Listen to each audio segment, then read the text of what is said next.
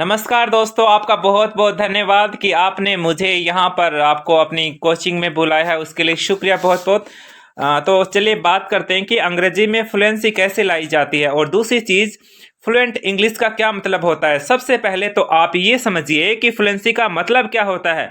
Fluency शब्द Latin भाषा के साथ फ्यूलियर से लिया गया है और इसका मतलब होता है बहना। पानी कैसे बहता है?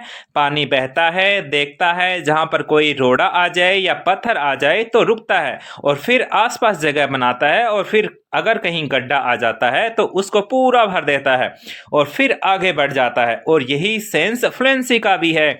जब हम हिंदी में बात करते हैं तो सबसे पहले हम अपने थॉट कलेक्ट करते हैं कि हमें बोलना क्या है, उसके बाद शब्दों का चुनाव होता है, उसके बाद हम ये सोचते हैं कि किस तरह की बात को किस तरह से कहा जाए। क्योंकि हिंदी हम बचपन से बोल रहे होते हैं, इसलिए यह सब कुछ नैनो सेकंड में हो जाता है और जो भी हमें बोलना होता है हम बोल देते हैं।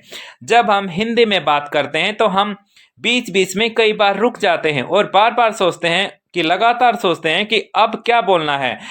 मैं जन्म से हिंदी बोल रहा हूं, पर कभी कभार ऐसा भी तो होता है कि अरे यार वो क्या शब्द था, याद नहीं आ रहा, क्या कहते हैं उसको, अरे वो शब्द याद नहीं आ रहा। ऐसा होता है और कई बार होता है। और इन सब के बावजूद मैं ये कहने की हिम्मत रखता हूं कि मैं हिंदी फ्लुएंटली बोलता हूं।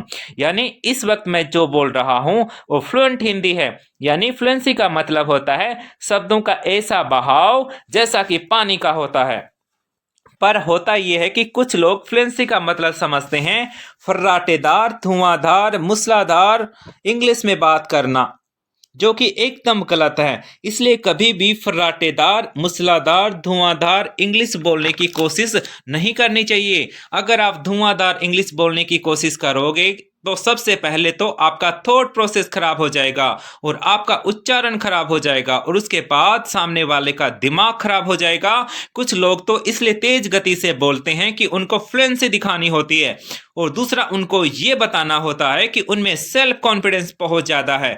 पर इस चीज को भी समझ लीजिए कि अगर आप 1 मिनट में 120 शब्दों से ज्यादा बोलते हैं तो आपका रेट ऑफ स्पीच बहुत ज़्यादा है और इसके सामने वाले को ये समझ नहीं आता कि आपकी फ्लुएंसी बहुत अच्छी है और आप में कॉन्फिडेंस बहुत ज़्यादा है। सामने वाला ये समझता है कि आप पागल हो गए हैं। तो आप क्या करोगे? क्या बोलने से पहले एक स्टॉपवॉच और कैलकुलेटर लेकर खड़े होंगे और फिर बोलोगे?